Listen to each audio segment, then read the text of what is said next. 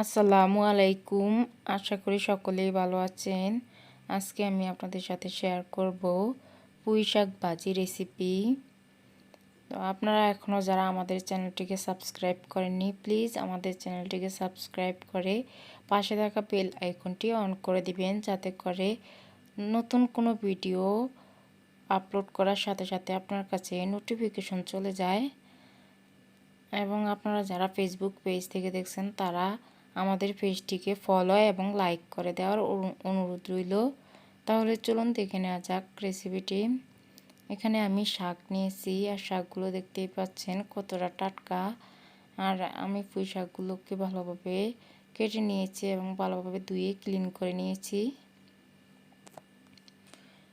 এখানে নিয়েছি রসুন কুচি 2 কোয়া পরিমাণ। এখানে নিয়েছি 3টি কাঁচামরিচ ফালি করে, আর পেঁয়াজ কুচি নিয়েছি। তো চলে আসলাম শাক ভাজার রেসিপিতে। এখানে একটি হাঁড়িতে পরিমাণ মতো তেল দিয়ে তেলটা গরম হয়ে আসলে দিয়ে দিলাম রসুন কুচি, দিয়ে দিলাম পেঁয়াজ কুচি, কাঁচামরিচ। এখন আমি সবগুলো উপকরণ একটু সময় ধরে ভেজে নিব, একটা সুন্দর কালার চলে আসা পর্যন্ত। আর এই রসুন পেঁয়াজ মরিচটাকে আমি গাঢ় গোল্ডেন করে ভেজে নেব। এখন এ পর্যায়ে দিয়ে দিলাম হালকা একটু লবণ। এ পর্যায়ে দেখতেই পাচ্ছেন গাঢ় গোল্ডেন কালার হয়ে গিয়েছিল। এখন আমি শাকগুলো দিয়ে দিলাম। এই পর্যায়ে আমি শাকগুলোকে সব কিছুর সাথে মিক্স করে নিচ্ছি। শাকগুলো ভেজে নেব আস্তে আস্তে। আর এই পুঁই শাক থেকে কিন্তু অনেক পানি বের হয়, সেই পানিতেই শাকটা সিদ্ধ হয়ে যাবে। আর এখানে এক্সট্রা কোনো পানি অ্যাড করা লাগে না।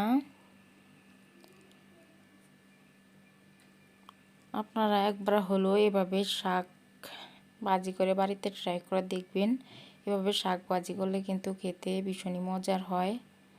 তো আমার এই পর্যায়ে শাক ভাজি কমপ্লিট। আমি আপনাদেরকে একটি সার্ভিং বলে সার্ভ করে দেখাচ্ছি নামিয়ে।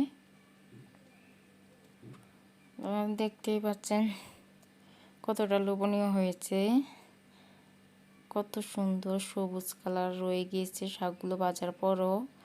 দেখতে খুবই লোভনীয় লাগছে, আর খেতে কিন্তু ভীষণই মজার হয়েছিল। আর এভাবে একবার হলেও আপনারা বাড়িতে ট্রাই করে খেয়ে দেখবেন, ভীষণই মজার হয় এভাবে ভাজি করলে। তো আশা করি এই ভিডিওটি সকলেরই ভালো লেগেছিল। যদি ভালো লেগে থাকে তাহলে প্লিজ আমাদের চ্যানেলটিকে সাবস্ক্রাইব করে পাশে থাকা বেল আইকনটি অন করে দিবেন। এবং যারা ফেসবুক পেজ থেকে দেখছেন তারা আমাদের পেজটিকে ফলো এবং লাইক করে দিবেন। এবং আপনাদের কাছে অনুরোধ রইল আমাদের ভিডিওগুলো বেশি বেশি শেয়ার করে দিয়ে অন্যদেরকে দেখার সুযোগ করে দেওয়ার অনুরোধ রইল। আজকে এই পর্যন্ত। আল্লাহ হাফেজ।